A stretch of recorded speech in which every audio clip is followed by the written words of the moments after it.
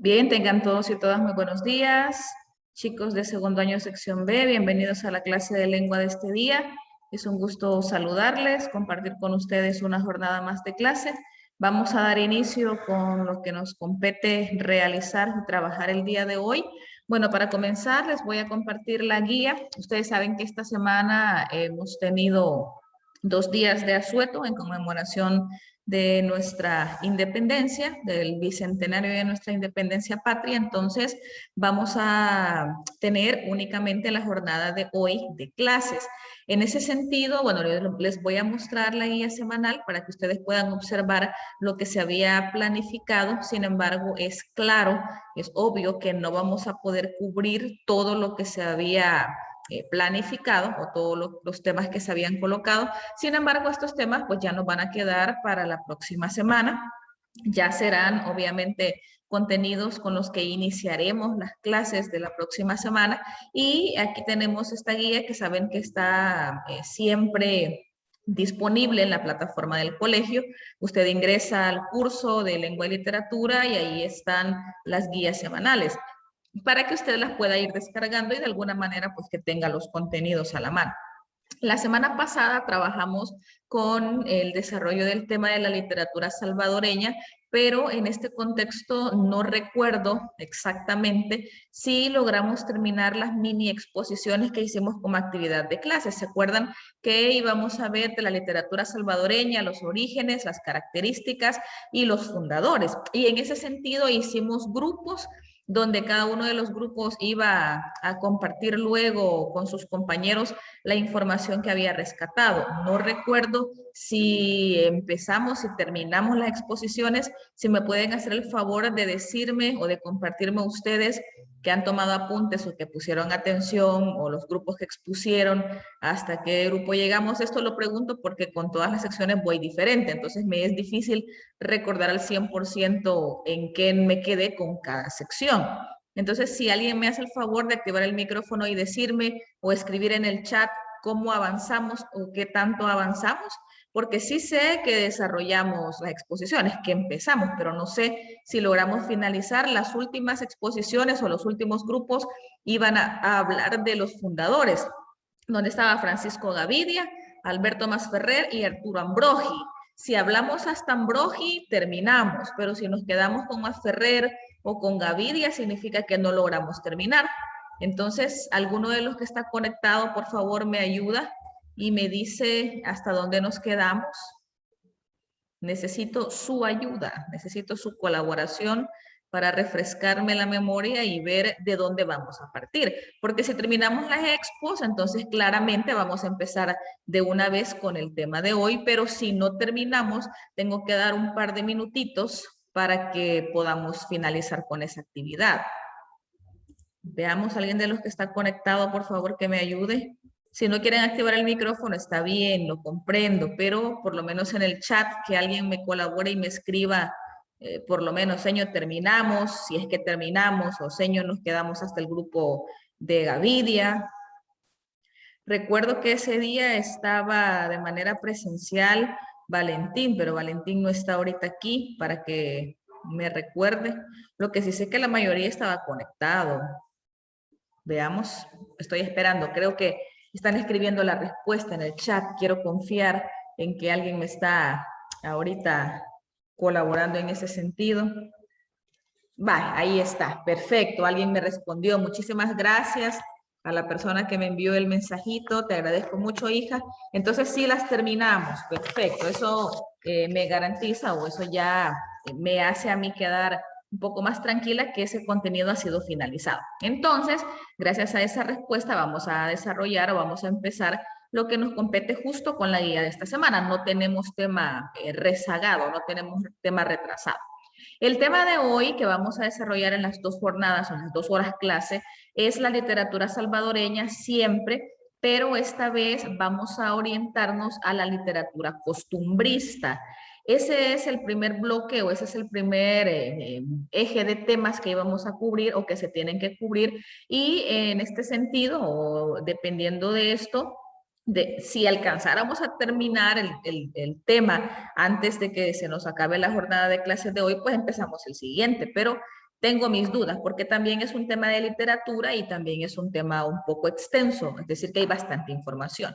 Así que los otros temas que había propuesto son dos ya un poco más cortos, que ya prácticamente son para finalizar la unidad 7 y estar listos para empezar la 8, sobre todo porque el tiempo de clase cada vez va agotándose más y más y más, y cuando vengamos a sentir ya estamos en periodo de exámenes y yo tengo que priorizar aquellos temas que considero más de relevancia.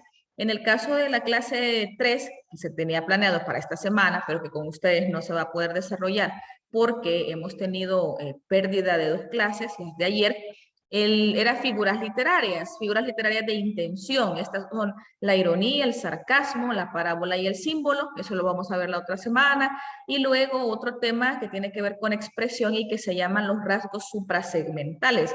¿Qué son los rasgos suprasegmentales? El acento, la tilde, la entonación. Vamos a ver qué es qué, cuál es la diferencia entre cada una de estas definiciones, cuándo se emplean cada uno, cuáles son las reglas si hubiesen, y la corrección ortográfica de textos orientada al uso de los puntos suspensivos.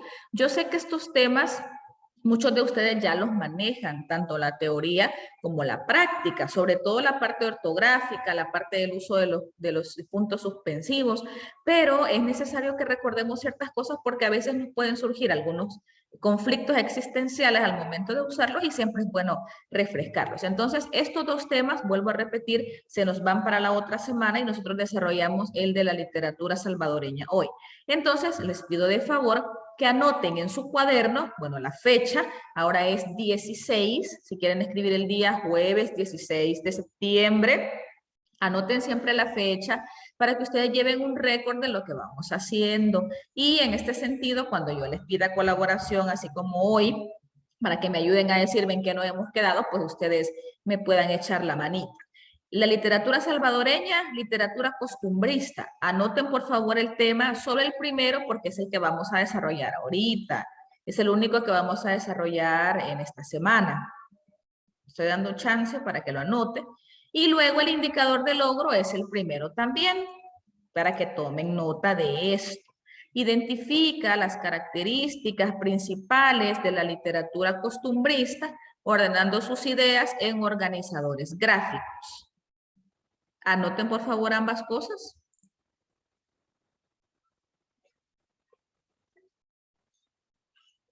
Y si se fijan en este... Dime, hijo. Ahorita vamos a ver solo el primero, ¿verdad? O Sí. los tres. No, solo el primero. Solo vas a anotar el primero, el que está con amarillito. Los demás se van hasta la otra semana.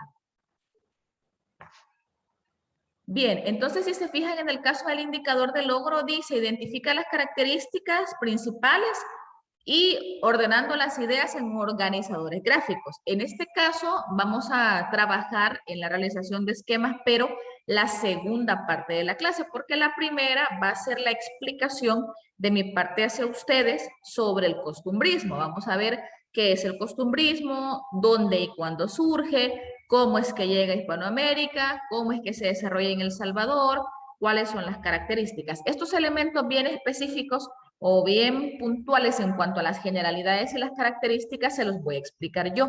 Lo que vamos a trabajar en esquemas son los autores, porque ustedes saben que el tema autores es prácticamente conocer sus biografías. Entonces, para evitar estar leyendo biografía por biografía en plenaria, es decir, así en la clase, y que se vuelva un poco más aburrido, cada quien va a trabajar en elaborar esquemas en su cuaderno. Ya les voy a explicar yo de qué autores o de dónde vamos a sacar esa información. Entonces, prácticamente el tema se va a dividir en dos partes. La primera parte que será la explicación o la parte expositiva de mi parte hacia ustedes, y la siguiente va a ser en la que ustedes van a trabajar en su cuaderno en elaborar ordenadores u organizadores gráficos, como nos lo dice el mismo indicador. Entonces, yo sé que muchos no les gusta hacer esquemas porque sienten que es muy complicado, que hay que estar depurando ideas, pero en realidad son muy útiles o nos sirven en algún momento para tener ya la información extractada y saber esto, leer lo que tenga que leer y no extenderse demasiado en la lectura de los párrafos grandes o de las varias páginas de su libro que puede abarcar la información. Entonces, ahora que ya anotó usted el tema y el indicador, Vamos a hablar un poco acerca del contenido socioemocional, acerca de la parte adicional que nosotros agregamos a nuestros temas, aparte de lo puramente académico. Y esta semana, más que hablar quizá de una reflexión o de una frase sobre algún valor en específico, vamos a hablar acerca de los juegos tradicionales. Yo creo que ustedes ya durante la semana, las clases que han tenido, han hablado con sus docentes sobre esto y saben perfectamente qué son los juegos tradicionales, que prácticamente yo también se los he colocado en la guía. Son todos aquellos juegos que son típicos de una región o de un país y que se realizan sin la intervención de ningún juguete o aparato electrónicamente complicado. Solo es necesario del propio cuerpo, ¿sí? Para correr, para saltar, para esconderme, y algunos otros elementos, pero que son fáciles de conseguir. Son recursos que se pueden encontrar en la calle o en la casa fácilmente, como piedras, ramas, lazos, tierra, flores, hilos, tablas, lo que sea, y que obviamente muchos factores han hecho que queden como que estén quedando poco a poco en desuso o que estén quedando en el olvido, pero que es necesario que recordemos. Ahora que hemos estado hablando de la independencia y del patriotismo, que este mes resurge y que casi siempre pues que lo conmemoramos y que tenemos asueto y todo lo demás, creo que es bueno que pensemos o que reflexionemos en qué medida nosotros conocemos estos juegos, conocemos estas actividades, si es que alguna vez las practicamos cuando éramos más pequeñitos o si nunca las practicamos. ¿Por qué? Porque nos permiten estos juegos tradicionales conocer un poco más acerca de las raíces culturales de una región y, quieras o no, nos ayudan también a preservar o a conservar la cultura del país y retomarlo como experiencias que luego se pueden compartir a las futuras generaciones y enseñar estas actividades a las futuras generaciones. Yo sé que hay muchas situaciones que nos impiden quizá o que nos han impedido el seguir realizando, que antes jugábamos mica, que salíamos al pasaje a jugar arranca cebolla, escondelero, saltacuerdas, jack. Si se fijan, tenemos aquí varias imágenes que representan esto, que las carreras de sacos, que jugar trompo, que jugar yoyo, que jugar capirucho, todos estos juegos, todas estas actividades que, como les repito, no necesitan mayor complicación tecnológica, se han dejado de practicar por varias razones y una de ellas quizás es la inseguridad.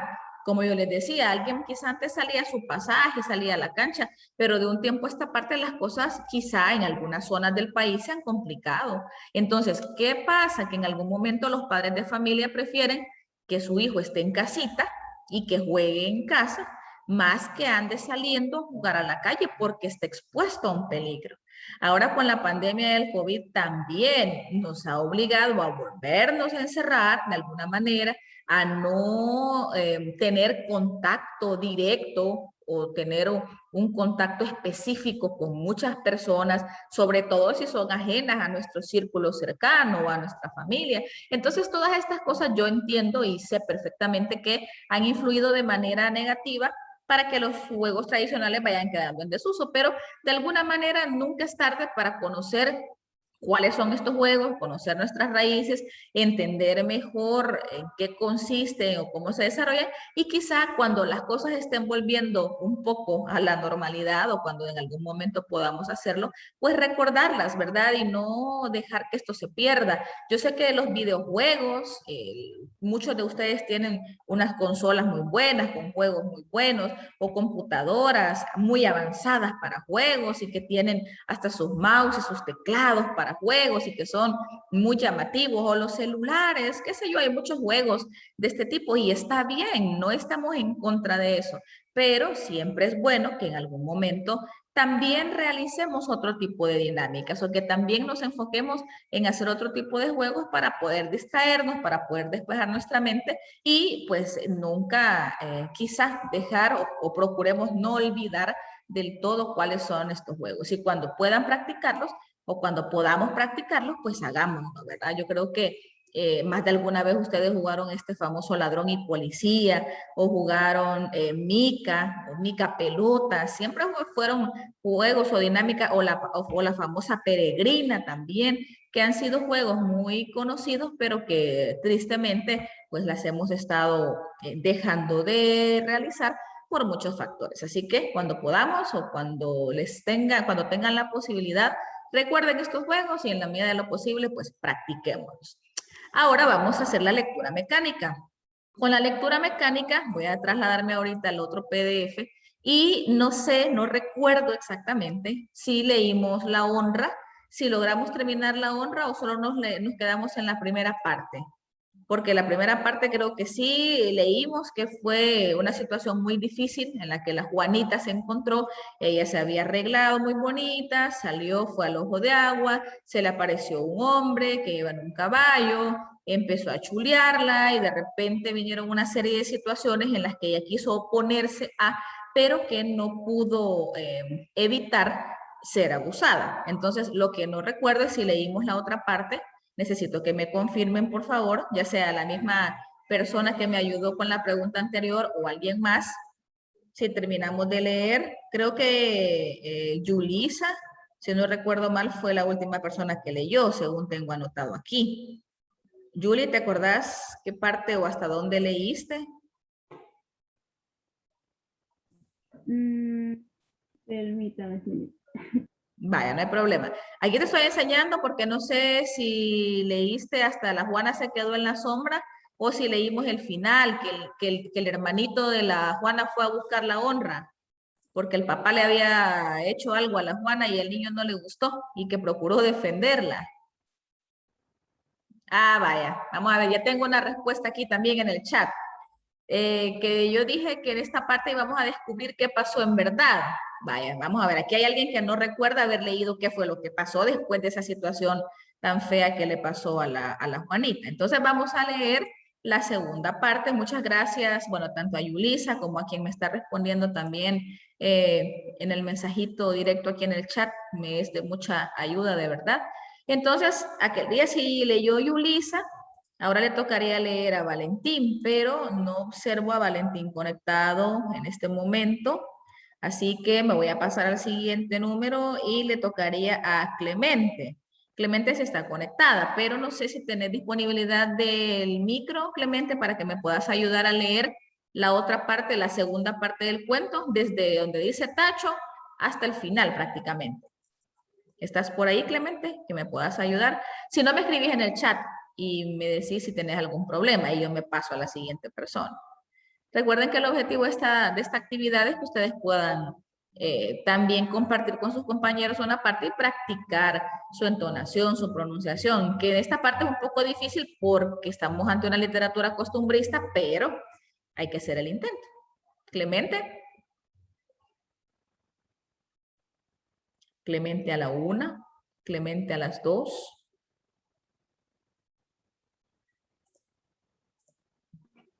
Hola. Hola, hola, hija. Sí se te escucha. Vaya. Tacho, el hermano de Juanita, tenía 9 años. Era un cipote apreciado, aprietado y con una cabeza izayote. Un día, viendo que su tata estaba furioso, la Juana le vi dicho quién sabe qué. Y el tata le vi metido una penqueada del diablo. Babosa, había oído que le decía, habéis perdido el honra, que era el único que traías al mundo. Si hubieras sabido que ibas a ir a dejar la honra al ojo de agua, no te dejo ir aquel día, gran babosa. Tacho lloró porque quería a la Juana como si hubiera sido su nana, e ingenuamente, de escondiditas, se fue al ojo de agua y se puso a buscar cacao, cacazudamente. Lonra, la Juana, él no sabía ni poco ni mucho cómo sería Lonra, que había perdido a su hermano, pero a juzgar por la cólera del Tata, debía de ser una cosa muy fácil de hallar. Tacho se imaginaba a Lonra una cosa lisa, redondita, quizás brillosa, quizás como moneda o como cruz. Pelaba los ojos por el arenal, río abajo, río arriba, y no miraba más que piedras. Y el monte, monte y piedras, y Lonra no aparecía. La había buscado entre el agua, en los matorrales, en los hoyos, en los palos, y hasta le había dicho que vuelta a la arena cerca de ojo. Y nada. Lonra, la Juana, depende que Tata la ha penqueado. Se decía, ha de ser grande. Por fin, al pie de chaparro, entre hojas de sombra y hojas de sol, vio brillar un objeto extraño. Tacho sintió que la alegría le iba subiendo por el cuerpo, en espumarajos cosquillantes. Ya estuvo, gritó. Levantó el objeto brilloso y se quedó asombrado. Achis, se dijo, no sabía que Londra fuera ancina. Corrió con toda la fuerza de su alegría. Cuando llegó al rancho, el Tata estaba pensativo, sentado en la piladera. En la arruga de las cejas se le había metido una estaca de noche. Tata, gritó el cipote jadeante. He ido al ojo de agua y he encontrado la honra en la Juana. Ya no le pegué, tome. Y puso en la mano del Tata asombrado un fino puñal con mango de concha. El indio cogió el puñal, despachó al Tacho con un gesto y se quedó mirando la hoja puntuda, con cara de vengador. Pues es cierto, murmuró. Cerraba la noche. Muy bien, Clemente, muchísimas gracias, hija, por ayudarme con la lectura de este día. Y ahora vamos a descubrir o vamos a intentar intuir qué fue lo que sucedió o cuál es el desenlace de este cuento, que específicamente no nos dice la acción así como tal, ¿verdad? Pero nos damos cuenta para comenzar que a la pobre Juanita, después de que le pasó lo que le pasó con el hombre en el ojo de agua, recibe todavía más castigos de parte del papá, porque en este caso lo que hace el papá es echarle la culpa a ella y todavía le pega, según dice ahí, ¿verdad? Le dio una penqueada del diablo, y esto de penqueada, pues ya sabemos a lo que hace referencia, la maltrata, sí, la hace sentir mal, quizá peor, obviamente, de lo que ya se sentía por lo que le había ocurrido. Y tras esto, Tacho, que es el hermanito, dice, bueno, voy a ir yo a ver si encuentro esta famosa honra, porque en realidad él pensaba o él sabía o notaba que era algo valioso, ¿verdad? Que era algo muy importante y que quizás podía ser brillosito, así como una joya o como alguna prenda preciosa. Entonces él dijo, voy a ir al ojo de agua a buscarlo, se va y resulta que lo que encuentra es un puñal. Entonces el niño, como no sabía prácticamente que era Lonra, como dice ahí, Lonra la Juana, entonces va donde el papá y le da el puñal. Ahora, en el final nos dice, puso en la mano del Tata asombrado un fino puñal con mango de concha. El indio cogió el puñal, despachó a Tacho con un gesto, o sea, le dijo que lo echó, lo despidió, le dijo adiós, hijo, se fue o como sea. Se quedó él solo, mirando la hoja puntuda y con cara de vengador, dice ahí. Entonces, él dice, pues es cierto, murmuró, porque el niño le dijo, ya no le pegue, tome, y le dio eso. Ahora la pregunta es, ¿qué piensan ustedes que este señor va a hacer o hizo con el puñal que le llevó Tacho? Veamos, inferencias, ¿me pueden decir, por favor? ¿Qué hizo este señor con el puñal? ¿Por qué dijo que era así? Matarla. Va, muy bien. De hecho, esa es una de las cosas. ¿Por qué crees que matarla? Vamos a ver. No sé, porque le dijo que ya no le pegue y le dio el puñal ajá, y con cara de vengador, como dice ahí, entonces. Muy No sé, bien, a mí vaya. se me hace. Perfecto, Guilla. Ahí tenemos un posible final en el que simple y sencillamente para ocultar la deshonra, la vergüenza para la familia de que su hija había sido abusada o que había perdido la virginidad. Obviamente hay muchos pensamientos tradicionales, ¿verdad? En el sentido de que, bueno, mi hija no sale de la casa si no es casada. Y en el caso del mismo cuento, pues recibe ese nombre, la honra, pero en este caso la honra es la que la Juanita perdió. Entonces, para evitar esa vergüenza, o que su orgullo de padre se vea quebrantado, entonces él decide, bueno, me voy a deshacer de la Juana y ahí se acaba el problema. Bye. ¿Habrá alguna otra posibilidad de alguna otra acción que el Señor pueda hacer con el puñal? ¿O todos coincidimos y nos quedamos con la opinión de Guille? Que lo que va a hacer el Señor es, bueno, adiós, me deshago de mi hija. Ah, y si nos damos cuenta, pues él no la había tratado bien, ¿verdad? Sobre todo cuando se da cuenta de esa situación, él no le apoya, no le dice, mira, ¿y qué pasó? Contame, hija, hablemos.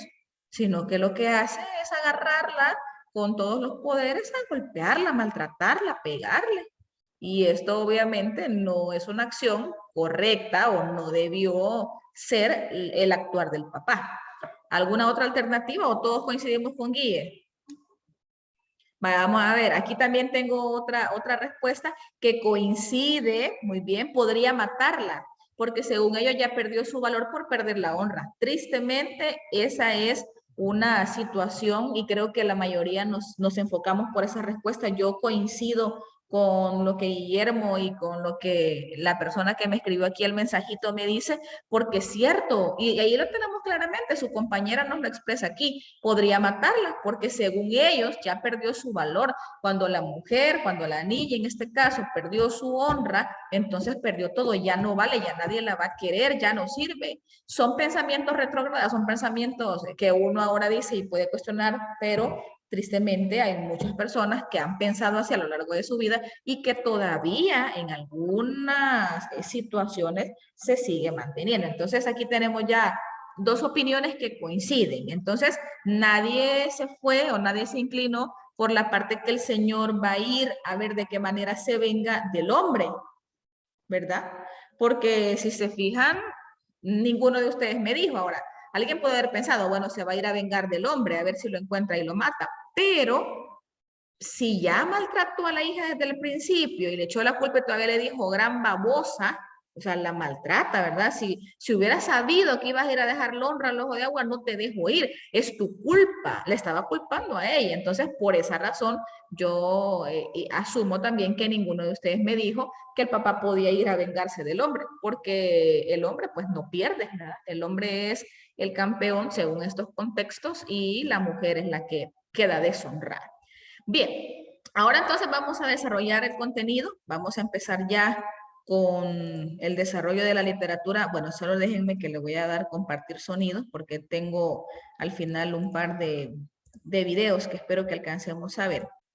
Y aquí tenemos, el tema es la literatura salvadoreña y como yo les decía, la primera parte del contenido será la explicación mía hacia ustedes y vamos a ver ahí qué es la literatura costumbrista, cuándo surge, cuáles son las características. Y luego al final nos quedaremos trabajando con los autores, que es la parte en la que ustedes van a trabajar por su cuenta.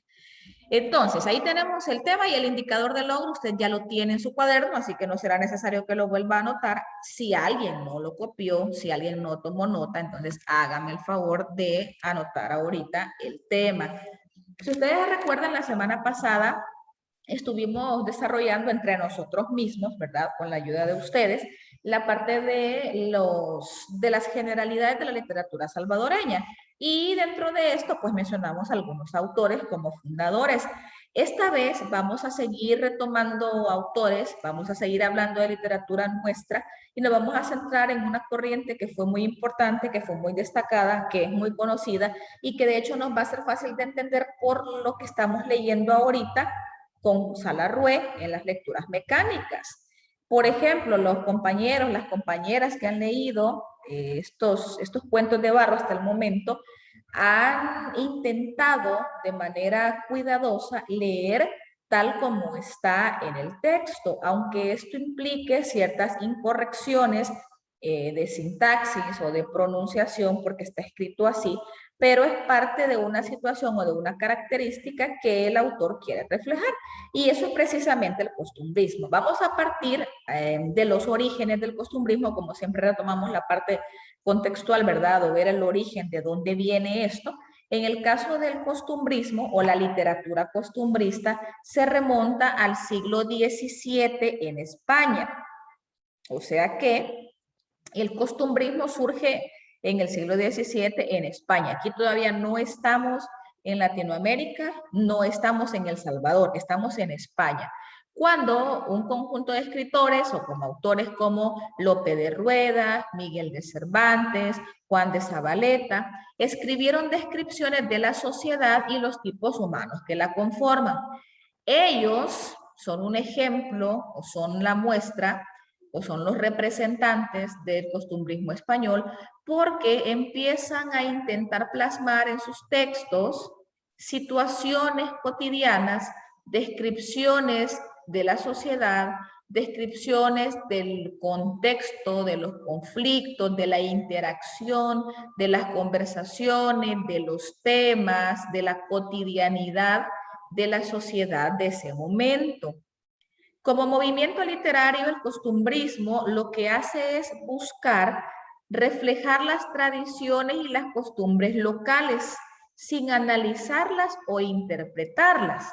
¿Qué quiere decir? Que la iniciativa de Lope de Rueda, de Cervantes y de Zavaleta es observar y describir o reflejar en la literatura las tradiciones, las costumbres, la cotidianidad, la idiosincrasia del país o de la región donde estaban, pero sin dar mayor análisis o interpretación o punto de vista o subjetividad de las cosas, sino que simple y sencillamente reflejar, dar a conocer. Podríamos llegar a decir incluso que es una descripción un tanto objetiva, quizá, de las situaciones, y ellos tomaban parte del folclore o de las raíces populares, o sea que no se iban a la parte de las grandes ciudades, el desarrollo científico, que quizá todavía no estaba en su máximo esplendor en este tiempo, pero que de alguna manera empezábamos o empezaba a haber cierto interés en el avance o en el despunte de ciertos elementos que luego vienen a desencadenar en las famosas revoluciones industriales y todo lo demás, pero se fueron más por la parte local, por la parte de la ruralidad, si lo vemos así. Y no desde el punto de vista despectivo, aclaro esto, no desde el punto de vista de verlo como algo inferior a, sino que simple y sencillamente reflejar estas tradiciones o estas costumbres sin interpretarlas. Ahora, en este caso se dice que el costumbrismo fue un preámbulo para la literatura realista, o sea que fue un preámbulo para el realismo. ¿Por qué? Porque el costumbrismo era una descripción de la realidad. Se observaban las cosas y se plasmaban tal y como se observaban, sin el deseo, sin el interés de hacer valoraciones o interpretaciones. Entonces, quieras o no, el costumbrismo luego da paso a lo que se convirtió en una gran corriente, un gran movimiento, que fue el realismo.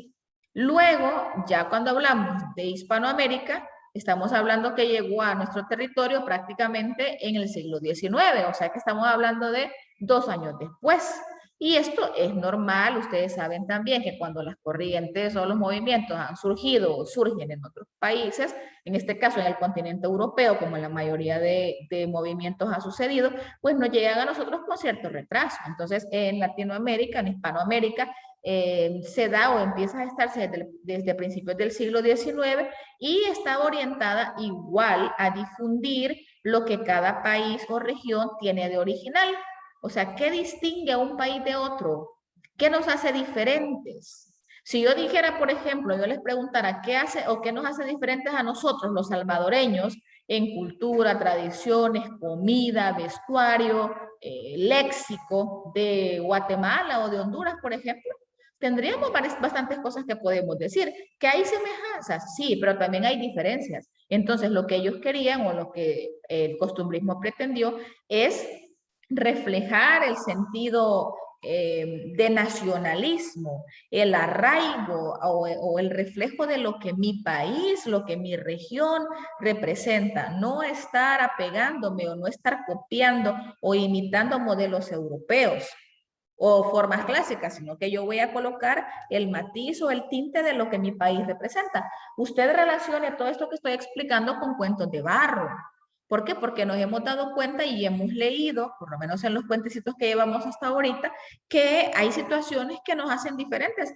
En los mismos diálogos, en las mismas palabras que se utilizan ahí, en los cuentos que sus compañeros nos han ayudado a leer, pues nos vamos dando cuenta o vamos fijándonos que no hablamos o que no es igual a la literatura costumbrista de España, por ejemplo, o a la literatura ya un poco más culta, ya un poco más orientada a la lengua estándar. Entonces, ¿qué pasa con la literatura costumbrista? Se forja con escenas muy particulares de una región. De manera que el lenguaje suele ser muy particular. El lenguaje es uno de los elementos que más sobresalen en el costumbrismo. ¿Por qué? Porque los diálogos entre los personajes, ya sea estilo directo o indirecto, se reflejan tal y como se expresan las personas que quizá no han tenido una formación académica muy cuidadosa, ¿sí? O se utiliza la lengua o se utiliza un lenguaje vulgar, en el buen sentido de la palabra. Si no me refiero a vulgar como obsceno o morboso, sino que me refiero a vulgar como un léxico que no tiene una amplitud o que no se tiene un conocimiento, que los nexos aquí, que las oraciones subordinadas, que la sintaxis, que la semántica, que la pronunciación. Lo que menos interesa aquí es la corrección. ¿Sí? ¿Por qué? Porque el lenguaje es particular y porque también en nuestras realidades, en nuestros países hay personas o hay lugares en los que no se tiene acceso a. Y esto hace también que a veces sea un poco difícil comprender, o sea que no es muy fácil la comprensión para una persona desvinculada con el contexto social. Muchos de ustedes, al leer cuentos de barro o en las lecturas mecánicas, los que no han leído pero hemos escuchado, podemos llegar a cuestionar y decir, bueno, ¿y qué significa esto? ¿Qué quiere decir con esto? Vaya, por ejemplo, si yo me adelanto ahorita y les doy una frase de el que sigue, el cuento que sigue que se llama Seamos malos. Yo les voy a decir una frase y ustedes me van a decir qué significa. El contexto es que va un papá con su hijo y el papá le dice al hijo, púrate vos que desde que salimos 3 choya. Así dice la oración, parafraseando, pero en conclusión así es. Purate que desde que traímos 3 choya. ¿Qué le quiere decir?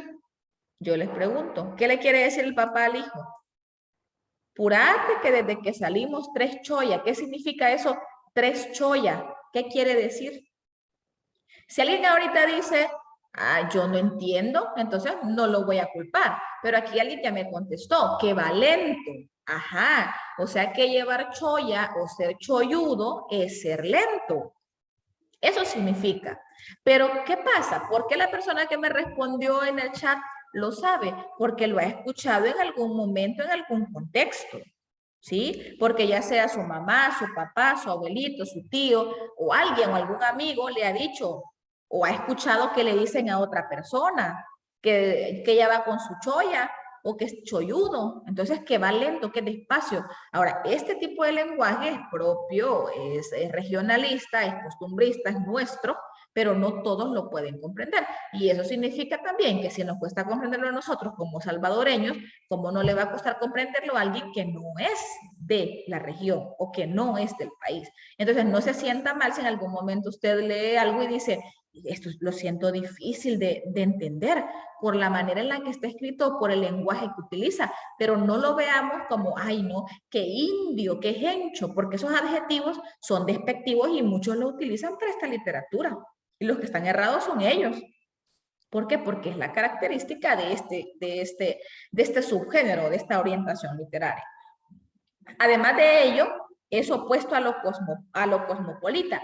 ¿Qué es lo cosmopolita? Es aquello orientado a la ciudad, a una ubicación geográfica donde viven muchas personas de diferentes culturas, las grandes urbes, las grandes ciudades, la industrialización. En el caso del costumbrismo no es su interés las ciudades, lo cosmopolita es lo que menos les interesa. Les interesa el campo, les interesa la ruralidad, les interesa el vulgo, les interesa lo que las costumbres, las leyendas, los mitos, las tradiciones de nuestro país dicen, y eso es lo que yo quiero reflejar. Y ahí entonces que la finalidad también es formar una literatura con sentido nacional, apartada de la imitación de los patrones clásicos o europeos que yo les decía. Entonces, ¿qué? Si yo en algún momento digo, o en un texto encuentro que la ciguanaba se le apareció a don Chepe y que el don Chepe la vio una mujer muy hermosa y que la mujer lo empezó a seducir y que él le hizo caso y se fue a un matorrales y que después de repente aparece toda fea con su gran cabello todo despeinado y sus grandes uñas y le dio y que después al señor le dio una gran fiebre que casi se muere. Eso es parte de nuestra cultura, de nuestras tradiciones. Que hay gente que puede decir, yo no creo en eso, o yo sí creo, ahí depende de cada quien, pero que es parte de nuestro sentido nacional, sí lo es. Todos deberíamos de conocer estas leyendas, estos mitos, estas tradiciones, estas costumbres. Las fiestas patronales, cuando se dan en los diferentes municipios, ¿qué hacen? Se revientan cuetas, hay procesiones, salen los viejos de agosto que se disfrazan, sale la ciguanaba, el cipitío, un diablo por ahí correteando a la gente. Las tradiciones, las bolas de fuego, por ejemplo, los historiantes, son cosas que a veces uno las ve y dice, bueno, X, cualquier cosa, pero es lo nuestro. Y el costumbrismo procura reflejar este sentido nacional. Sintámonos orgullosos de lo nuestro, ¿sí? Querramos, asistamos, visitemos lo nuestro. No solo nos inclinemos o no solo veamos lo que otros países hacen bien, sino que también lo nuestro. Ahora bien, aquí hay un esquema que, por cierto, está en su libro. Y este esquema es como un resumen, digamos, que nos da información acerca del costumbrismo. Para comenzar, ¿qué es el costumbrismo? Es un movimiento artístico literario. Decimos artístico literario porque no solo se centra en literatura, también en algún momento se centra en otras artes. Ya vamos a ver en cuál. ¿Qué se da en la primera mitad del siglo XX? Primera mitad del siglo XX, aquí estamos hablando del Salvador. O sea que si decimos que partimos desde allá, el siglo XVII, en España, luego avanza para un par de siglos, llega a Latinoamérica en general, siglo XIX, ya en el siglo XX ya estaba en nuestro territorio, o sea, ya había alguien en nuestro país que había conocido, que le había gustado y que había dicho, bueno, yo voy a cultivar el costumbrismo para mantener o para perpetuar ciertas cosas de mi país, de mi pulgarcito de América, ¿verdad? Ahora, ¿qué hace el costumbrismo? Facilitó hasta cierto punto la exposición de usos y costumbres sociales, porque se hace de una manera más coloquial, ¿sí? De una manera más sencilla, de una manera más fácil de comprender para un público que quizá en algún momento no ha tenido ciertas formaciones. Ahora, ¿qué generó? Generó muchas manifestaciones, ¿como qué? Como pintura y literatura. O sea que la pintura costumbrista existe. Sí, mediante esto se hace una representación gráfica de las costumbres.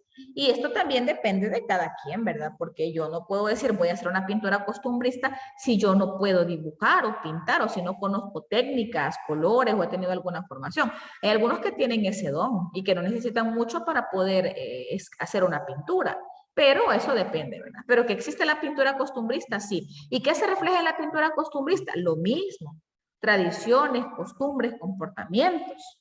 Ahí no hay diálogos, ¿verdad? Ahí no vamos a escuchar, apurate vos que desde que saliste tres choya. No, porque ahí no hay palabras, no hay un léxico que se emplee, pero sí hay, mediante imágenes se pueden mostrar las cortadoras, lo del carbonero que tenemos ahí, la tradición, lo de andar arando las tierras, un campesino arando, sembrando, cosechando, ciertos cultivos, las famosas volcaneñas, los que andan cortando café, Todas estas cosas, todos estos elementos orientados, repito, a lo autóctono, a lo propio, a lo nuestro, a lo que nos caracteriza como país, se refleja en pintura. Y en literatura, por supuesto, que es lo que más nos interesa a nosotros, mediante dos cosas diferentes: los cuadros de costumbres y los artículos de costumbres. El libro no me dice definición de cada una, pero un cuadro de costumbres es una descripción de una escena típica.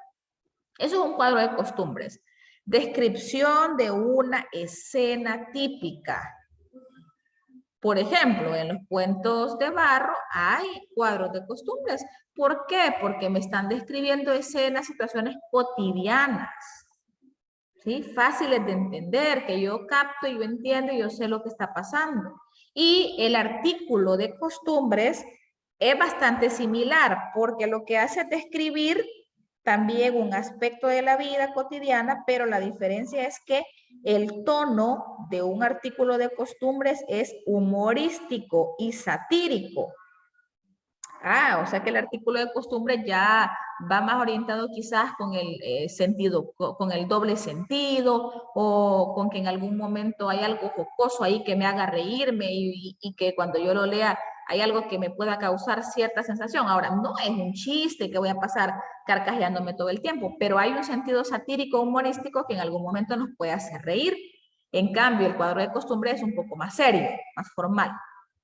En el caso de Salarrué podemos identificar, en algún momento usted puede leer algo que le dé risa, ¿sí? Incluso cuando están leyendo en las lecturas mecánicas, varios, no solo de esta sección, sino que de algunas otras, se ríen cuando leen ciertas cosas, porque lo leen y les da risa, o sea, es espontáneo. Entonces, el cuadro de costumbres es una descripción de una escena típica y el artículo de costumbres también, pero con un tono humorístico o con un tono satírico. O sea que ya vamos orientados un poco con el hacer reír a las personas.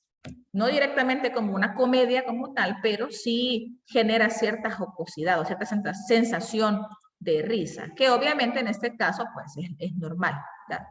Vale, ahora vamos con las características. ¿Cuáles son las características del costumbrismo? Hay varias, son 6, pero las 6 son sencillas. Procure relacionarlas con cuentos de Barro, que es lo que hemos estado leyendo en las mecánicas, y que de esa manera usted va a poder ir agarrando el hilo y tejiendo o entrelazando la teoría con la práctica, o sea, con la realidad de la literatura costumbrista. La primera de ellas es que aplica el sentido satírico en la presentación de temáticas sociales o políticas. Esto va orientado a lo que acabo de decir, por ejemplo, el artículo de costumbres. ¿Por qué? Porque se dice quizás o se aborda de una manera ligera las temáticas sociales o políticas, más que hacer una descripción ardua, dura y férrea contra la parte social o política, se hace de manera disfrazada, ¿sí? Se hace de una manera que pueda generar incluso hasta risa o que suene o que parezca irrelevante o que parezca ligera la forma de tomarlo, aunque sí sea un tema serio. Luego la segunda, que también es obvia, que es clara porque el mismo nombre me dice, incluye costumbres, y estas costumbres son desde el punto de vista de las clases populares. O sea que no me va a decir las costumbres de la élite, de los VIP, de los adinerados, de los burgueses, de los empresarios, de los capitalistas. No, me va a decir las costumbres del pueblo, de las clases populares, de los que no han tenido una formación académica y que van viviendo de lo que van haciendo diario a diario con sus cortes, con sus siembras, con su ganadito ahí, que van a ordeñar las vacas y que después se van a vender la leche o que hacen queso. Esas cosas, esas situaciones tradicionales orientadas a la ruralidad o a las clases populares, eso es lo que incluye, las costumbres que importan que se reflejen en esta corriente. La tercera, describe personas y costumbres mediante el reflejo de escenas populares y pintorescas. O sea que hay descripciones de personas, de costumbres, de lugares. Por ejemplo, ¿se acuerdan de José Pachaca? Era un cuerpo tirado en un cuero, el cuero era un cuero tirado en un rancho y el rancho era un rancho tirado en una ladera. Por ahí creo que iba la concatenación. Entonces hay una descripción del lugar. Y esa descripción del lugar, y luego me describe a José Pachaca, que era un gran haragán, que no se levantaba, que la mamá le decía que abriera los ojos porque hasta el color de los que lo tenía se lo olvidaba. Entonces, las escenas son populares, son pintorescas. No nos vamos a ir a lo cosmopolita, nos vamos a ir a la ruralidad. 4, utiliza un lenguaje de la comunidad. ¿Qué más claro ejemplo que lo que hemos leído en Cuentos de Barro? Hay un montón de frases. Si vía visto, por ejemplo, dice ahí, me parece. Lonre la Juana, así como está escrito. Entonces uno dice, ay no, Dios mío, es la honra de la Juana.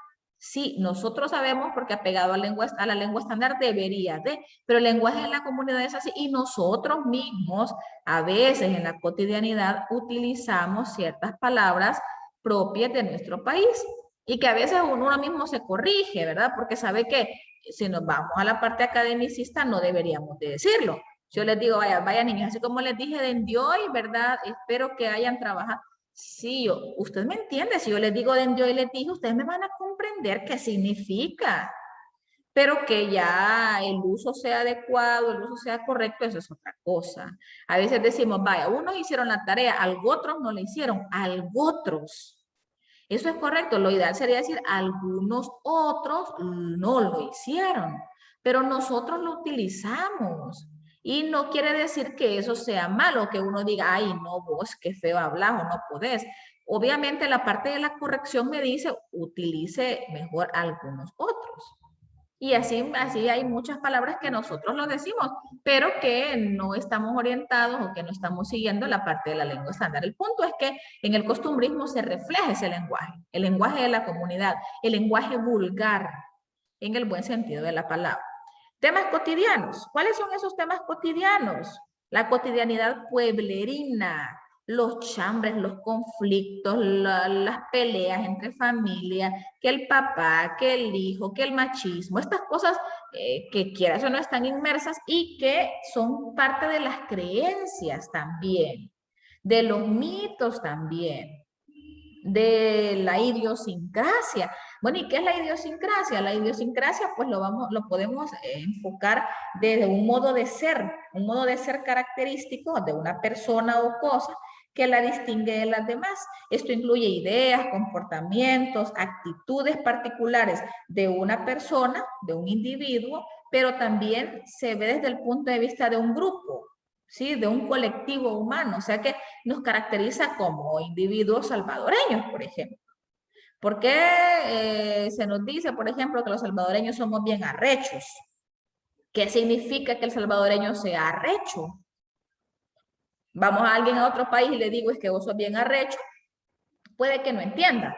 O puede que esa palabra tenga otro significado y me termine dando duro porque quizás sienta que lo estoy ofendiendo, aunque para mí no sea ese el objetivo, ¿sí? Y luego la descripción detallada, creo que es bastante claro qué quiere decir, porque entre más detallada se haga la descripción, hay un reflejo más claro de lo que se quiere decir. ¿Descripción de qué? De los lugares, de los personajes, de los paisajes, de las acciones, del vocabulario. Y uno se hace la película en su mente, ¿no? Cuando está leyendo un texto de esto, pues uno se imagina al campesino, a la campesina, al que anda arando allá, a la Juanita, pobrecita, la niña, la jovencita, la trataron mal, abusaron de ella y viene el papá y todavía le da una gran penqueada, como dice ahí el texto. Entonces, uno va imaginándose las cosas. Ese debería ser el ideal, ¿verdad? De un buen lector. Entonces, chicos, en cuanto a las características, tenemos esto. Creo que las características son bastante sencillas y si les digo que lo relacionamos con Cuentos de Barro, es mucho más fácil todavía la comprensión de. Ahora bien, vamos a continuar y ahora vamos con la parte de los autores. Ahorita solo los voy a mencionar, no vamos a hacer el esquema porque vamos a ver un par de videos primero y luego se van a quedar haciendo los esquemas.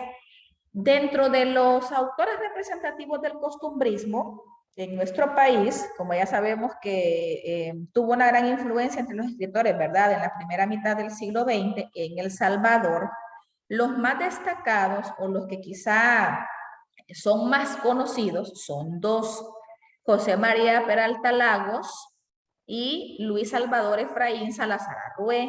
Estos dos son los nombres extensos de los dos. En el caso de José María Peralta Lagos, es más conocido como Tepe Mechín. En este caso, ese es su seudónimo, ¿sí? ¿Qué quiere decir? Que cuando usted vea un texto de Tepe Mechín, tiene que relacionar automáticamente con José María Peralta Lagos, que es el mismo. Pero él no firmaba con todo este nombre, sino que se lo acortó y era Tepe Mechín. Él, pues, tiene una prosa, una narrativa bastante satírica, llena de humor.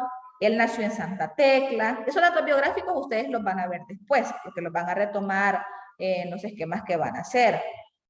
Fue un general del ejército, es algo bastante curioso de él. Fue ingeniero, fue escritor, fue político. Si nos damos cuenta, estos autores que hemos mencionado desde la clase anterior, nos fijamos que eran, híjole, eran eruditos, ¿verdad? Conocían de todo. Era un gran paquete, no solo, bueno, yo ya estudié esto, aquí me voy a quedar, sino que querían más conocimiento. Además, también se desempeñó como diplomático representando a la República de El Salvador, obviamente, él era salvadoreño, en España. También fue ministro de Guerra y Marina durante el gobierno de Manuel Enrique Araujo. Fue miembro de la Academia Salvadoreña de la Lengua, que ya se había mencionado en la clase anterior, si se acuerdan. Entonces, él tuvo bastante influencia y obviamente destacó muchísimo por el género costumbrista, que él lo reflejaba en los medios de comunicación de la época. Tiene bastantes obras que ya las van a ver ustedes. Una de ellas se llama, por ejemplo, Candidato, otra se llama Burla Burlando, otro se llama Más Ferrer Humorista. La cosa es que él se orientó mucho por esta parte. Y luego tenemos al segundo, que es Luis Salvador Efraín Salazar Arrué, supernombre, y uno lo conoce como Salarrué. ¿Sí? Uno lo conoce como Salarrué. O le cortamos, ¿verdad? Salvador Salazar Arrué. Le quitamos el Luis y Efraín. Pero Salarrué es el seudónimo. En el caso de Salarrué, también es salvadoreño, obviamente. Él nació en Sonsonate, muere en San Salvador. Es un punto de referencia al hablar de literatura salvadoreña de la primera mitad del siglo XX. Fue uno de los más grandes exponentes literarios de nuestro país. Y también fue pintor. O sea que si se fijan, en este caso volvemos a caer a que las personas o a que estos autores no solo se quedaban con una cosa. Estudió en Estados Unidos junto a su primo, y ahí, ¿por qué no se quedó en Estados Unidos? Pues, ¿por qué no se quedó allá? Sino que viene aquí a escribir costumbrismo y a seguir reflejando tradiciones, costumbres locales, habla cotidiana, por el mismo nacionalismo que estaba propugnando el costumbrismo. Luego hay algunas situaciones en las que se pueden, bueno, aparte de ser pintor, también fue periodista, o sea que se inclinó también por varias partes humanísticas, ¿verdad? Por las partes de humanidades. Y hay semejanzas y diferencias entre Tepe Mechín y Salarrué. Estos son los más grandes exponentes del costumbrismo, pero ojo, no son los únicos. Hay más. Tenemos a Alberto Rivas Bonilla, a Francisco Herrera Velado, a Napoleón Rodríguez Ruiz, a Ramón González Montalvo, a Raúl Contreras, Alfredo Espino, Claudia Lars.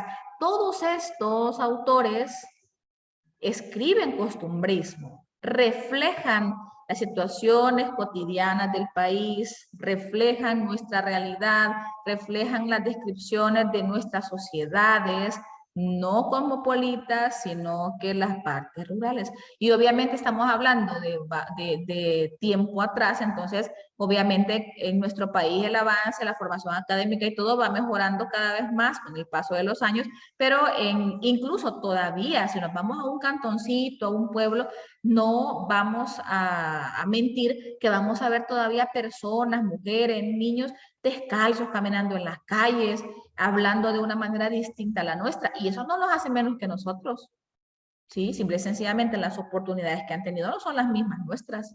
Entonces, reflejar costumbrismo es reflejar eso. Ahora bien, de todos estos autores y de los anteriores, vamos a trabajar en los esquemas que les mencioné. Con esto voy a decirles desde ahorita de dónde vamos a sacar la información para que usted lo anote en su cuaderno también.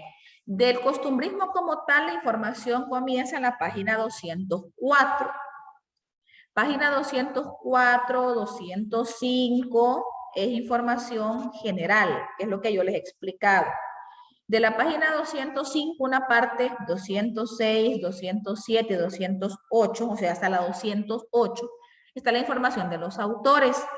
¿Qué va a tener que hacer usted? Un esquema, no tan extenso, porque tampoco es, mire, vamos a transcribir todo, no, sino que nos interesa más reconocer quiénes son estos autores, cuáles fueron sus rasgos característicos. Ahí usted va a incluir a José María Peralta, bueno, a Pepe Mechín, me voy a lo más corto, a Salarrué, y va a incluir a todos los demás. Ojo que en el libro tengo a Alberto Rivas Bonilla, en la página 208 específicamente, si tiene su libro, vaya a verlo para que se ubique lo que le estoy diciendo. Está Alberto Rivas Bonilla, Francisco Herrera Velado, Napoleón Rodríguez Ruiz y Ramón González. Hasta aquí están en el libro. Y entonces viene la pregunta, bueno, ¿y los demás? Pues, y Raúl Contreras y Alfredo Espino y Claudio Lars, ¿de dónde lo voy a sacar? Lo va a sacar de la guía de la semana. O sea que la información de estos otros tres autores está allá. ¿Qué tendremos que hacer? Unificar y centralizar en un solo ordenador gráfico, en un solo esquema. Usted decide qué tipo de esquema hace, el que a usted le guste, que le quede mejor o que le convenga más. Y ahí va a tomar a Raúl Contreras, Alfredo Espino y Claudia Lars y también los va a representar en el esquema. Esa es la indicación respecto al esquema, que yo les voy a dar unos 15 minutos al final de la clase para que lo podamos hacer y con esa actividad terminaríamos el tema porque sí lo vamos a lograr cubrir. Pero antes vamos a hablar de algo que también lo tenemos que mencionar como parte de literatura salvadoreña.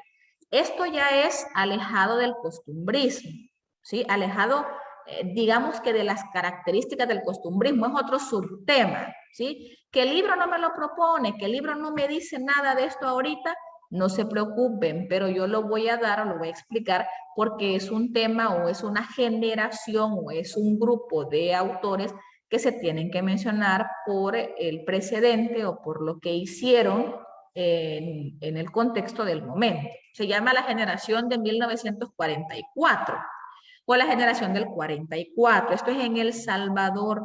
Para comenzar, ¿por qué se llamó así? Se llamó así o se llamó en algún momento así, se sigue conociendo, porque en el año 1944 un grupo de escritores se pronunciaron en contra de la dictadura de Maximiliano Hernández Martínez, que gobernaba El Salvador bajo un sistema político militarista, dictadura. Ya ustedes saben, y en sociales lo han visto, no vamos a entrar ahorita a hablar de detalles de fechas y de dictadores y de quiénes fueron y todo lo demás, pero Maximiliano Hernández Martínez ya es conocido por todos, por lo que hizo, por la forma en la que llegó al gobierno, al poder y cómo él quería mantener su poder a toda costa. Entonces, estos escritores de la generación del 44 jugaron un papel muy activo en el movimiento democrático que puso fin a la dictadura de este presidente militarista, o sea, fueron la oposición de ellos, de él, perdón, y de todo su sistema. Entonces, quieras o no, fue un grupo revolucionario en el sentido de que ellos tuvieron el valor, ¿sí? Tuvieron las agallas de decir, bueno, estamos en contra de la forma en la que Maximiliano llega al poder, está gobernando, quiere perpetuarse, hace o comete ciertos elementos o ciertas acciones repudiables para ellos, asesinatos, masacres, la del 32, por ejemplo, son cosas terribles que pasaron y que a la hora de la hora este grupo de autores dicen, bueno, unámonos pues, que la literatura haga algo por nosotros. ¿Pudieron tener miedo? Claro. ¿Pudieron tener represión? También, pero no les importó. Ahora, ¿cuáles son las características de esta generación? Denuncia las injusticias sociales y políticas cometidas por el gobierno hacia el pueblo, ¿sí? Maximiliano hacia el pueblo. Intentan luchar por lo humano, por elevar las condiciones del ser humano sumido en la pobreza. Intentemos mejorar a través de la literatura. Yo critico, yo digo, yo expreso ciertas cosas, pero lo hago porque quiero un mejor país. Vaya, por ejemplo, ayer en el marco de la independencia, ustedes se fijaron, si ustedes vieron noticias o redes, ¿qué es lo que está pasando? ¿Qué situaciones está presentando el país a favor o en contra de el gobierno? ¿sí? O del partido o de quien sea que esté en el poder, pues algo similar es. En este caso, la forma de revolución o la forma de oposición era a través de la literatura. Hubo proyectos de trabajo por cada autor desde cada especialidad artística y literaria, o sea que no es solo, pues yo voy a decir que soy parte de la generación, pero hay que ver los demás que hacen. Cada autor intentó desde su trinchera, desde lo que podía hacer, desde lo que conocía, cambiar la realidad e intentar llegar o instaurar la democracia otra vez, que para ellos era muy necesaria. Y luego se da la exigencia académica y calidad en la producción literaria de cada uno. O sea, que tampoco eran cualquier cosa, decir, pues yo voy a ser parte de la generación del 44 solo porque pasando iba y entonces ahí me convencieron. No, había un conocimiento de la historia también, ¿sí? Eran personas que conocían, que sabían de su realidad, que habían leído, que tenían ciertos criterios y ciertos argumentos propios, ¿sí? Propios. Entonces, la exigencia académica es no cualquiera, o sea, si usted quiere, está bien, dele, pero fórmese, conozca, lea, porque para poder escribir también se tiene que leer, sobre todo en estas temáticas, ¿verdad?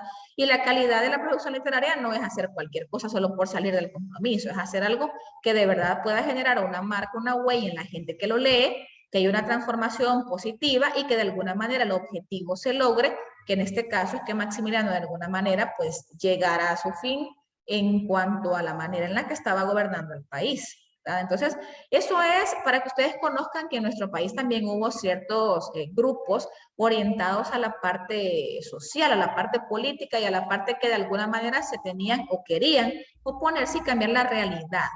¿Quiénes son los autores más representativos de la generación del 44? Hugo Lindo, Oswaldo Escobar Velado, José María Méndez y Matilde Elena López.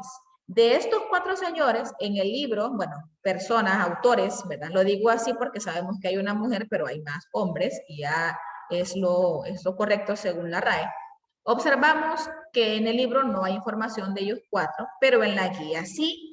He ahí entonces la importancia de ir relacionando para comenzar de conectarse a las clases, ¿verdad? Y de saber de dónde se está sacando, de dónde voy a obtener yo la información de alguna manera que yo voy a fijarme o que yo debo estudiar en algún momento. Entonces, de estos 4 personajes, de estos 4 autores, hay información en la guía. Entonces, ¿qué tendrá que hacer en algún momento? Leer la teoría. No lo hacemos ahorita por cuestión de tiempo, porque ya no me queda mucho y quiero que logremos finalizar la actividad de clase y que veamos los videos que les traigo. Y también porque se vuelve muy tedioso. O sea, no quiere decir que en algún momento no lo vamos a hacer o que no lo hemos hecho. Sí, pero a veces hay que priorizar las actividades para darles chance a que ustedes también puedan crear sus productos, en este caso el ordenador gráfico. O sea que van a hacer un ordenador gráfico para los autores costumbristas y un ordenador gráfico para los autores de la generación 1044, que son estos 4 y que la información la van a encontrar en la guía. De hecho, se las voy a mostrar antes de que pasen a la actividad, pero vamos a ver los videos antes. Estos videos que les voy a compartir, yo creo que ya muchos de ustedes lo han visto, los han escuchado porque son tradicionales también y son de un libro de Salarrué que se llama Cuentos de Cipotes. Se han transformado en caricaturas prácticamente, las historias están con muñequitos, pero lo que yo quiero es que usted, aparte de que los vea, se distraiga, se despierte, ponga atención a las características del costumbrismo que se reflejan aquí, partiendo por el uso del lenguaje popular, porque es claro que se utilizan, hay ciertas palabras ahí que uno puede decir, yo sí sé qué significa, y otras que usted diga, no, a saber qué quieren decir, y que el mismo contexto nos hace entender. Luego las situaciones cotidianas que reflejan qué situaciones, qué eventos, qué paisajes, qué cosas me describe. Entonces póngale atención y de esta manera quizás de una forma audiovisual como que a veces es mucho más entretenido que estar solamente leyendo el cuento. Así que se los voy a colocar, ustedes ponen atención y luego hablamos un poco sobre ellos.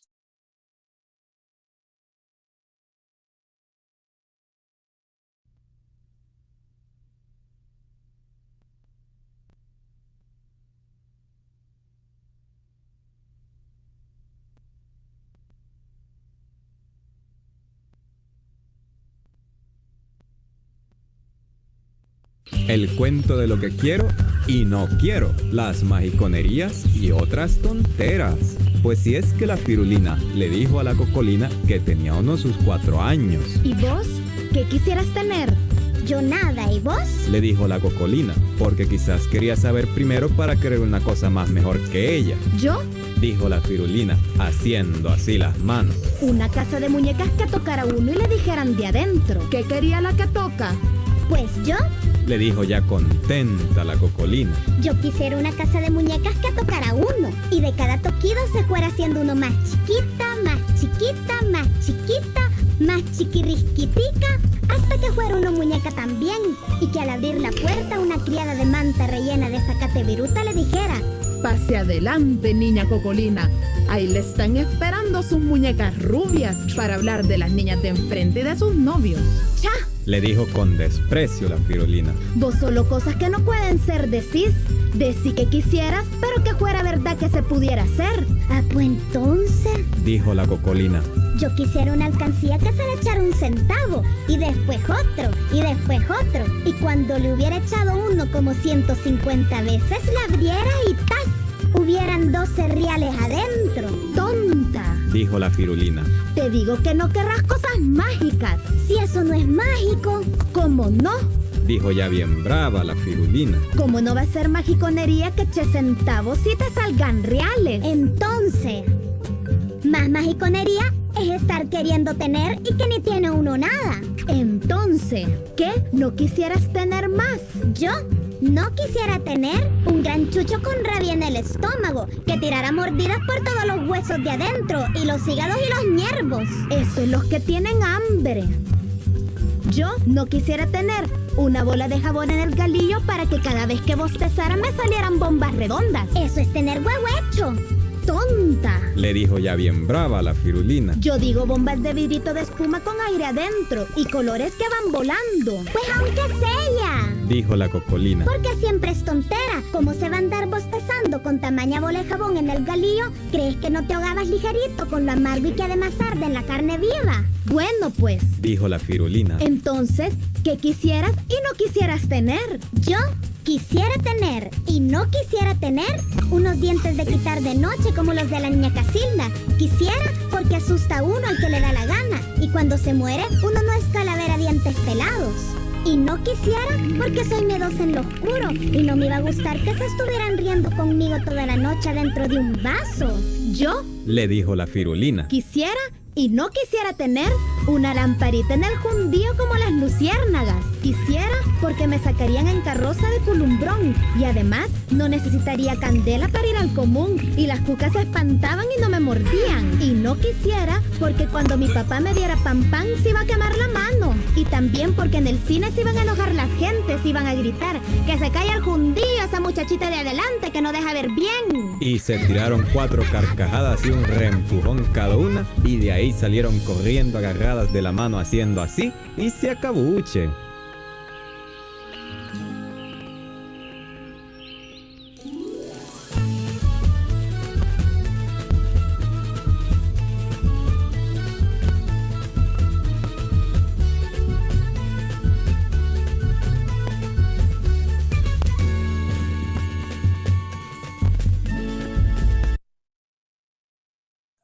Vaya, muy bien, ahí teníamos el primer video. Si se fijan, es algo que hasta cierto punto puede generar bastante jocosidad o bastante risa, el ingenio, ¿verdad?, de las niñas en este caso.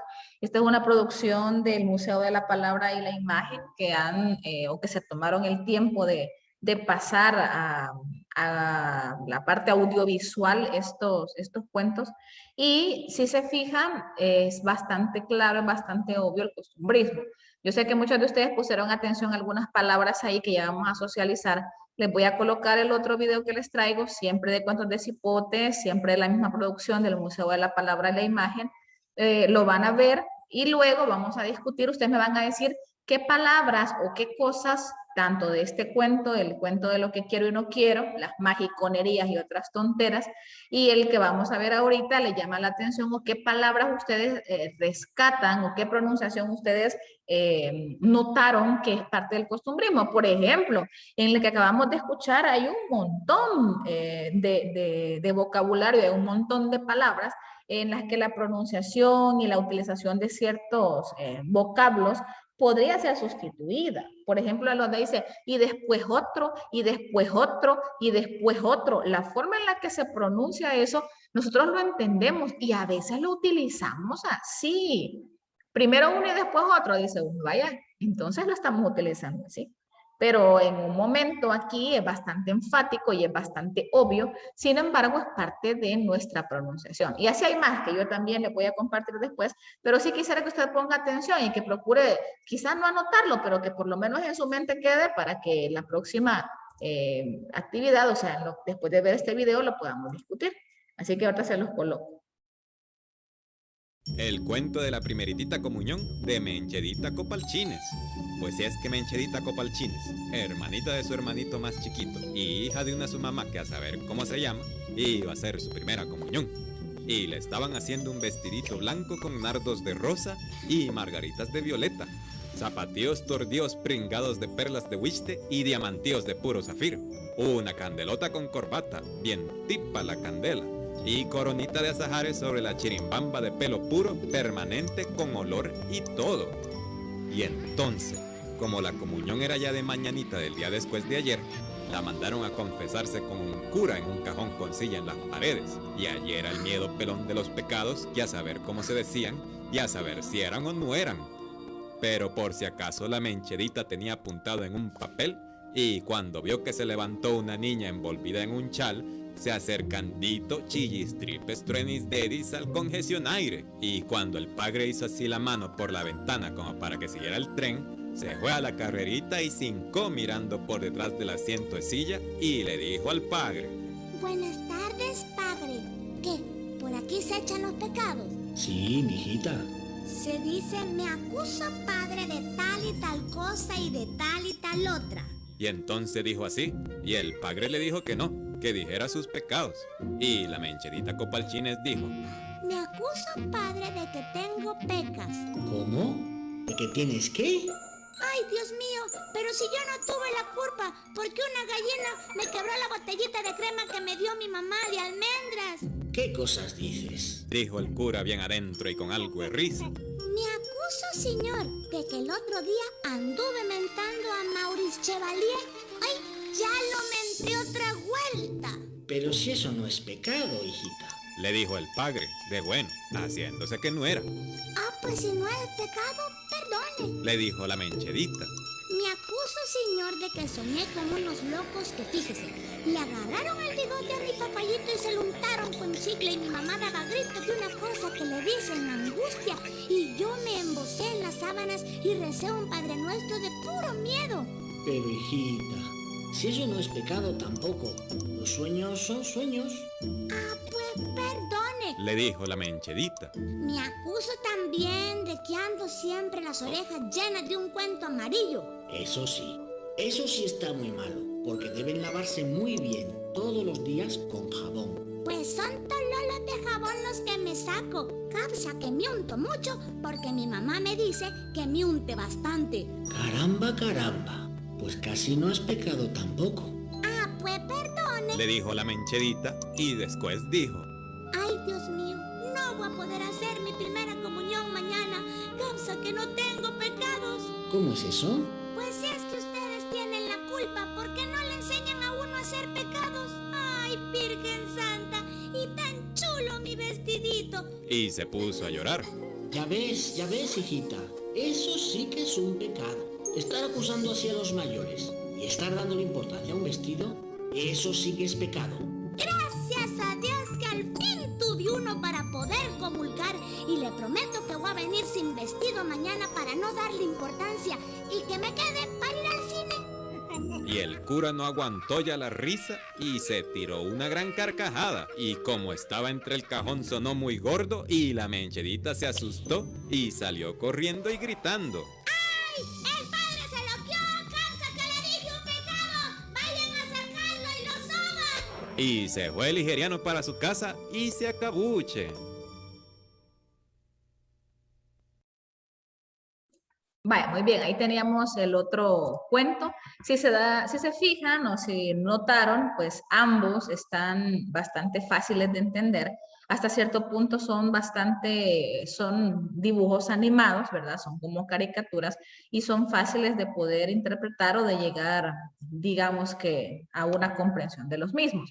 Ahora, yo quisiera que alguno de ustedes me compartiera, ya sea en el chat o que active su micrófono y me diga o me cuente qué le pareció el cuento, si le gustó, si le dio risa, qué elementos del costumbrismo identificamos o qué palabras ustedes rescatan que son parte del costumbrismo o que son parte de lo que nosotros utilizamos, de cualquiera de los dos. Del primero, que es el de las magiconerías, o del segundo, que es el de la primera comunión. Y si se fijan desde ahí, la primera comunión de Menchedita Copalchines, no dice comunión, sino que es la primera comunión, la forma de pronunciación. Al inicio dice hermanita de su hermanito y hija de su mamá o su mamayita, creo que dicen, no recuerdo. Pero, ¿qué pasa ahí? Hay una cacofonía, sabemos que tendría que ser hija de, pero ahí lo utilizan así, es parte del habla cotidiana, es parte del habla popular. ¿Qué otro? Vamos a ver si alguien rescata alguno y nos lo comparte. Que a usted le haya dado risa o que le llamó la atención o que simple y sencillamente notó que hay una incorrección. Por ejemplo, los zapatos de la niña en el de la primera comunión. ¿Qué tenían o de qué estaban hechos o con qué estaban decorados esos zapatitos? Veamos. ¿Alguien se acuerda qué tenían esos zapatitos para que brillaran? Porque la niña tenía que ir bien tipa a la primera comunión. ¿Qué tenían? Cuando dice que, perlas de no sé qué. ¿Qué más? Zafiros, creo. Zafiros. ¿Y qué más? Aparte de eso, había otra cosa. Que son pedacitos de vidrio o pedacitos de vidrio o de espejo o de lo que sea. Wistes, exacto. Dice que estaban decorados con pedacitos o no sé qué es la palabra que utiliza, pero dice que son wistes. Entonces uno sabe automáticamente, uno como salvadoreño sabe que son los wistes, ¿sí? De ahí cuando dice que tenía un cuento adentro de las orejas, son tololos de jabón los que me saco. ¿Qué significa tololos en ese contexto? Son tololos de jabón. ¿Qué entienden ustedes por tololos? Veamos. Montones, exacto, montones. Es un adverbio de cantidad, ¿verdad? En este caso, bueno, más que aquí funciona como un sustantivo, ¿verdad? El tololo de, pero me está diciendo cantidad, montón, bastante, mucho, ¿sí? Pero no dice así, no dice me saco bastante o me saco mucho, dice son tololos de. Entonces, ese sustantivo tololos hace referencia a cantidad, así como nos lo contestan aquí en el chat. De ahí al final dice, se loquió el padre. Se loquió causa que le dije un pecado. De ahí, después, no dice después, después. La chirimbamba, haciendo referencia a la cabeza. En el de las magiconerías, que es el primero que vimos, ahí hay un montón también. Por ejemplo, dice que iba a echar reales adentro. Y lo pronuncia así, reales adentro. ¿Sí? Pues aunque sella. Y eso lo podemos identificar, lo podemos encontrar. Si uno va a algún pueblito o habla o conversa con alguien de un nivel académico quizá inferior al nuestro o que simple y sencillamente no ha estudiado, ellos hablan, se comunican, por supuesto que sí. Pero la pronunciación es como esa, de culumbrón. El galillo, el huehuecho. Entonces, todas estas cosas para hablar o para decir el que iba a ir al baño, no dice al baño, dice al común. Son aquellos servicios de fosa que ustedes de seguro ya también más de alguna vez han visto, conocen y muchos de nosotros tenemos quizás hasta miedo de utilizarlos. ¿Por qué? Porque pueden salir cucarachas, o sea, son cosas cotidianas de la ruralidad. Entonces, chicos, con estos ejemplos o con estos videos, bueno, para comenzar, el objetivo era despertar, ¿verdad? Que cambiáramos un poco y que nos fijáramos a través de estos videos que pues han sido realizados muy bien gracias a la incursión o gracias a la iniciativa del Museo de la Palabra y la Imagen. Entonces ahí nos fijamos, vaya, aquí hay un ejemplo. En la casa de mi abuela le decimos huehuecho a los pavos, vaya, imagínense. Ahí tenemos un ejemplo, los huehuechos se les dicen a los pavos y también les decimos chompipes o chumpes. Ah, yo para el 24 me voy a comer un chumpe, un chompipe, no decimos un pavo. Exacto, y ahí tenemos el equivalente, un huehuecho, ¿va? ¿Y por qué les dicen huehuechos? Por las cosas que tienen aquí abajo, que también lo conocemos como la chorcha. ¿Será ese el nombre oficial o es un nombre que nosotros como salvadoreños le damos como parte de nuestro regionalismo, de nuestro costumbrismo? Entonces ahí tenemos un ejemplo, muy bien, me parece, gracias por compartirlo con nosotros. Vaya, o sea que cuando usted le diga, ¿te vas a comer un huevo hecho para Navidad? No se vaya a quedar, ¿y eso qué es? Le están diciendo un pavo, o el chompipe, o un chumpe.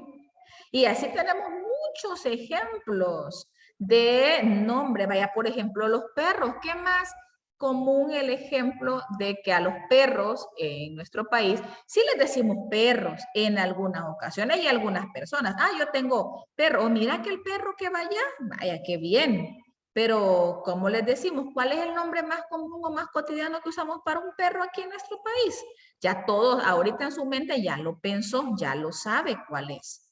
Entonces, en este contexto, o en el chuchos, exacto, muy bien, aquí tengo la respuesta. Entonces, cuando uno dice, mira, ¿cuántos chuchos tenemos? 2. No se siente ofendido, ¿verdad? Ay, no, le dijo chucho a mi perrito.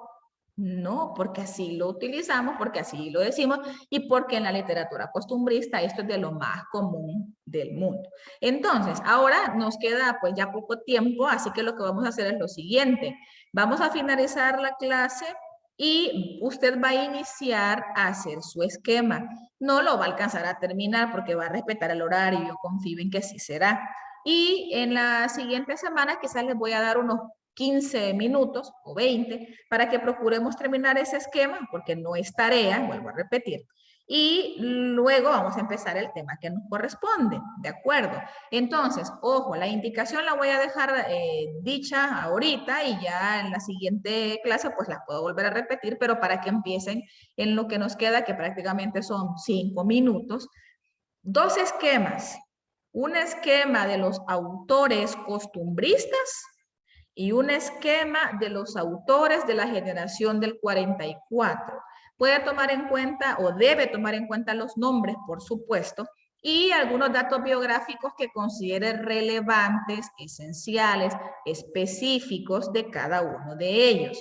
Entonces, en estos 5 minutos comience, por lo menos con los primeros 2, si es que el tiempo alcanza, y en la siguiente clase terminamos con la elaboración de los ordenadores gráficos sobre los autores para que de esa manera pues cerremos y concluyamos con el indicador de logro que estaba para nuestro tema.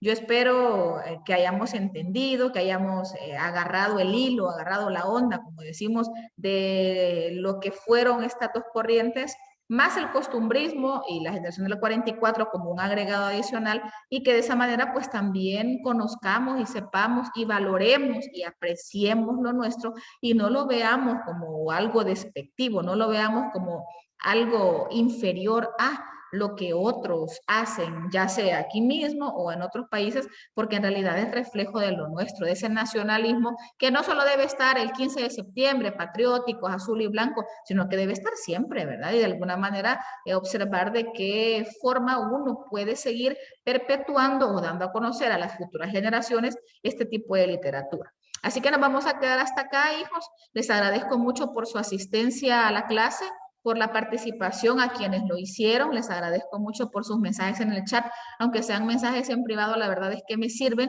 porque de alguna manera hay una interacción, ¿de acuerdo? Así que nos reunimos la próxima semana, primero Dios, en otra clase de lengua y nos vemos en la tarde en el refuerzo también. Así que hasta luego y cuídense mucho. A empezar el esquema, por favor, tenemos 4 minutos ahorita.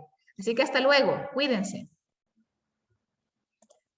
Adiós, gracias a ustedes, a todos los que se despiden en el chat. Feliz día, bendiciones para todos, pórtense bien, lean mucho, no se les olvide la obra Un día en la vida, por favor, para la próxima semana. Gracias a ustedes, adiós a todos, cuídense. Bueno, hija, con gusto. Adiós, señor. Adiós, Guille, hasta luego, hijo, feliz día.